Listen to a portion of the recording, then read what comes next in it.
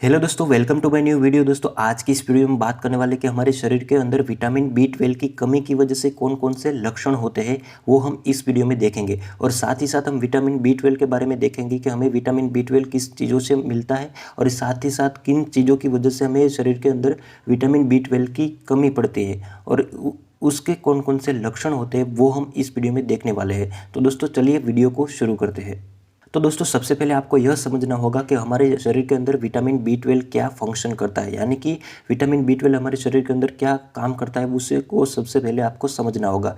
तो इसके main 4 function होते हैं विटामिन बी 12 के, वो हम एक के बाद एक समझते हैं।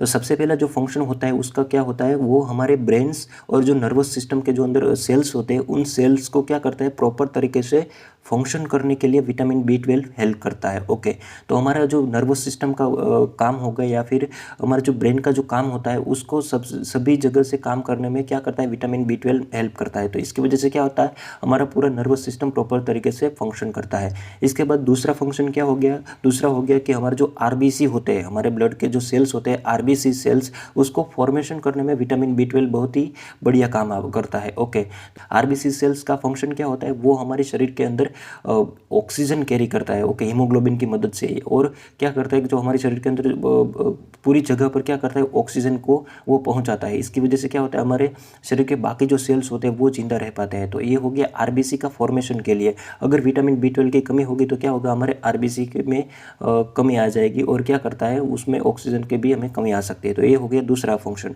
अब तीसरा फंक्शन क्या होता है, वो हमारे जो डीएनए होता है। ओके, तो हमारा डीएनए क्या होता है, हमारे शरीर का एक जेनेटिक मटेरियल होता है डीएनए, वो हर सेल में पाया जाता है। तो उस डीएनए के फॉर्मेशन में भी क्या करता है, वो विटामिन बी 12 हेल्प करता है। इसके बाद हो गया हमारे शरीर के अंदर जो होमोसिस्टिन्स होता है, हमारे ब्लड के अंदर एक होता है तत्व होता है जिसका नाम होता है होमोसिस्टिन्स। और जो होमोसिस्टिन्स का काम क्या होता है, वो हमारे अंदर जो साइकेट्रिक जो सिम्टम्स होते हैं, डिप्रेशन हो गया, एंजाइटी हो गया, मूड स्विंग्स हो गया, फियर हो गया, ऐसे जो सिम्टम्स होते हैं उसके लिए जो मेन जो रिस्पॉन्सिबल होता है वो होता है हीमोसिस्टिन्स। अगर हमारे शरीर के अंदर हीमोसिस्टिन्स लेवल ज़्यादा बढ़ जाता है तो हमें ये सब सिम्टम्स हमें दिखाई देते हैं। तो इसको क्या होता है, विटामिन बी 12 जो होमोसिस्टिन्स होता है उस होमोसिस्टिन्स के लेवल को बैलेंस में रखता है। ये हो गया हमारा विटामिन बी 12। ओके, तो दोस्तों मेन फंक्शन थे ये जो चारों फंक्शन थे विटामिन बी 12 के, ये 4 फंक्शन हमारे विटामिन बी 12 की मदद से हमारे शरीर के अंदर होते हैं। तो दोस्तों, अब हम बात करते हैं कि विटामिन बी 12 की कमी हमारे शरीर के अंदर क्यों होती है, ऐसे कौन कौन से कारण होते हैं जिसकी वजह से हमारे शरीर के अंदर विटामिन बी 12 की कमी आती है। तो दोस्तों देखिए, उसकी 2 मेजर कॉजेज होते हैं विटामिन बी 12 डेफिशिएंसी के। तो उसके बाद हम एक के बाद एक देखते हैं। तो सबसे पहला जो कॉजेज है वो होते हैं पुअर डाइट इनटेक। ओके, इसका मतलब क्या होता है कि जब भी हम फूड हम लेते हैं तो उस फूड में विटामिन बी 12 की कमी होगी तो हमें क्या होगा, हमें विटामिन बी 12 की डेफिशिएंसी हमारे शरीर के अंदर देखने को मिलेगी। तो अब हम बात करते हैं कि ऐसे कौन कौन से फूड होते हैं जिसके अंदर विटामिन बी 12 पाया जाता है। तो सबसे पहले हो गया फिश हो गया, क्रैब हो गया, cheese, chicken, eggs, red meat, milk और आमंड्स, जो ऐसे फूड्स होते हैं उसमें भरपूर मात्रा में विटामिन बी 12 पाया जाता है। तो देखिए, यहाँ पर आपने गौर किया होगा कि जो ज़्यादा से ज़्यादा विटामिन बी 12 के सोर्स होते हैं वो नॉन वेजिटेरियन होते हैं। ये सब जो नॉन वेजिटेरियन जो सोर्स है विटामिन बी 12 के, और जो वेजिटेरियन सोर्स होते हैं वो बहुत ही कम होते हैं और जिसमें विटामिन बी 12 बहुत ही कम पाया जाता है। तो इसमें क्या होता है, 2 ही वेज सोर्सेज है। तो इसका मतलब हम आपको डायरेक्टली समझ में आता है कि जो वेजिटेरियन लोग होते हैं तो उसमें क्या होगा, विटामिन बी 12 की डेफिशिएंसी ज़्यादा देखने को मिलेगी, उसके अंदर विटामिन बी 12 की डेफिशिएंसी ज़्यादा होगी। और इसके मुकाबले जो नॉन वेजिटेरियन लोग होते हैं उसमें विटामिन बी 12 की जो डेफिशिएंसी होगी वो कम होगी, क्योंकि वो नॉन वेजिटेरियन से विटामिन बी 12 ले लेते हैं। लेकिन जो वेजिटेरियन लोग होते हैं उसमें विटामिन बी 12 सिर्फ कम ही सोर्सेज होते हैं, तो इसकी वजह से उसमें विटामिन बी 12 की डेफिशिएंसी ज़्यादा देखने को मिलेगी। तो ये हो गया पुअर डाइट इंटेक, जिसकी वजह से हमें विटामिन बी 12 की डेफिशिएंसी देखने को मिलती है। अब दूसरा कोजिस पर जाते हैं। तो दूसरा कोजिस क्या होता है, पुअर एब्जॉर्प्शन। इसका मतलब क्या होता है, कोई भी इंसान जो होता है वो विटामिन बी 12 ले तो रहा है, वो इन सभी फूड की मदद से विटामिन बी 12 अंदर तो लेता है, लेकिन क्या करता है कि जो हमारे स्टमक होता है, हमारे शरीर का जो स्टमक होता है, वहाँ पर से जो विटामिन बी 12 होता है वो एब्जॉर्ब होके हमारे ब्लड में नहीं मिक्स होता है। इसका मतलब क्या होता है कि जो हमारा स्टमक होता है वो प्रॉपर तरीके से एब्जॉर्ब करने में फेल हो जाता है विटामिन B12 को। तो इसकी वजह से क्या होता है, हमें विटामिन B12 की डेफिशिएंसी हमें देखने को मिलती है। तो इसको हम कहेंगे मेगालोब्लास्टिक एनीमिया का वो करता है, क्योंकि क्या होता है कि विटामिन B12 की जो एब्जॉर्ब नहीं कर पा रहा है, तो इसकी वजह से क्या होगा, हमारा जो RBC होगा वो ज़्यादा फॉर्म नहीं होगा। तो इसकी वजह से क्या होगा, हमारे ब्लड के अंदर RBC होंगे वो कम हो जाएंगे। तो उस कंडीशन को, जब RBC कम हो जाता है हमारे शरीर के अंदर, तो उस कंडीशन को हम कहेंगे एनीमिया। और अगर इन तरीके से एनीमिया हो रहा है तो हम उसको कहेंगे मेगालोब्लास्टिक एनीमिया। तो दोस्तों ये था हमारा 2 कॉजेज विटामिन B12 की डेफिशिएंसी के लिए, जो मेन रिस्पॉन्सिबल होता है वो 2 कॉजेज ये थे। दोस्तों इसके बाद हम देखेंगे कि इस विटामिन B12 डेफिशिएंसी की वजह से हमें शरीर के अंदर कौन कौन से लक्षण दिखाई देते हैं, उसके बारे में हम बात करते हैं। तो दोस्तों जैसे कि हमने देखा था कि विटामिन B12 जो होता है वो हमारे RBC के फॉर्मेशन के लिए मेजर रिस्पॉन्सिबल होता है।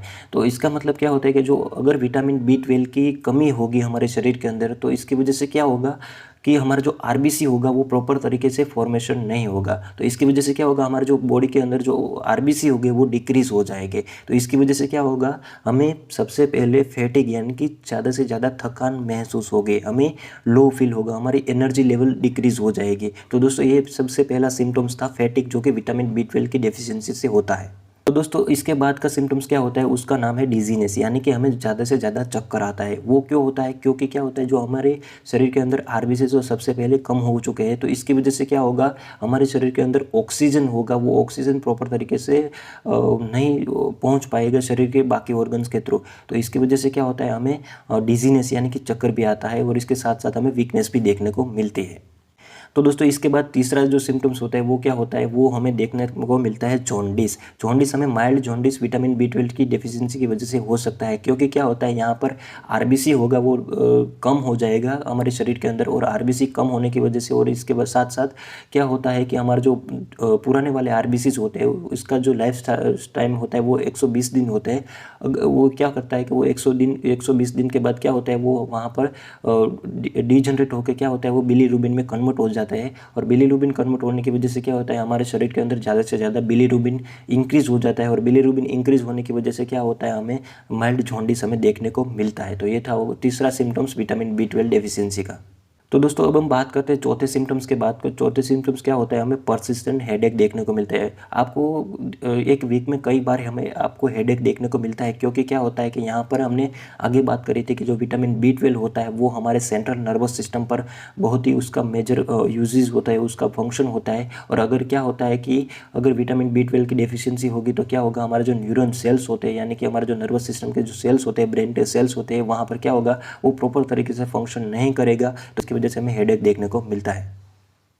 तो दोस्तों इसके बाद का जो सिम्टम्स होता है उसका नाम है tingling leg sensation. Tingling leg sensation क्या होता है, यानी कि हमारे जो पैर होते हैं वहाँ पर हमें ये सेंसेशन देखने को मिलता है। ये सेंसेशन कैसा होता है, ये ऐसा होता है जैसे हमारे पैरों में कुछ खिल्ली या फिर कुछ काट रहा है, वो ऐसा हमें सेंसेशन हमें देखने को मिलता है। तो अगर ऐसे सिम्टम्स आपको मिलता है तो आपको विटामिन B12 की डेफिशिएंसी हो सकती है। दोस्तों इसके बाद का जो सिम्टम्स होता है उसका नाम है हेयर फॉल या फिर हेयर वाइट हेयर। ओके, तो अगर आपको उम्र से पहले आपका जो हेयर फॉल होता है, या फिर हमारा आपके जो हेयर होते हैं वो ज़्यादा वाइट हो जाता है, तो आपको विटामिन B12 की डेफिशिएंसी हो सकती है। क्योंकि क्या होता है कि यहाँ पर जो RBCs होते हैं वो प्रॉपर तरीके से क्या होता है, RBC की वजह से हमें न्यूट्रिशन नहीं मिलता है, और न्यूट्रिशन की कमी की वजह से क्या होता है, हमारा हेयर होता है वो लॉस हो जाता है। तो ये हो गया हेयर फॉल, जो कि विटामिन B12 की डेफिशिएंसी की मदद से आपको हो सकता है।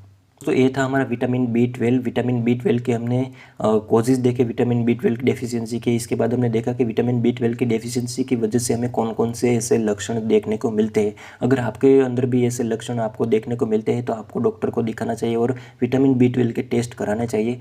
तो दोस्तों अगर आपको ये वीडियो हेल्पफुल रहा हो आपको इस वीडियो को लाइक करना, और आगे मेडिकल नॉलेज से रिलेटेड ऐसे वीडियोस देखने के लिए हमारे चैनल को सब्सक्राइब करना, और आगे एक बेल आइकन है वो भी प्रेस करना, ताकि हमारे नए वीडियो की नोटिफिकेशन आपको मिल जाए। Thank you.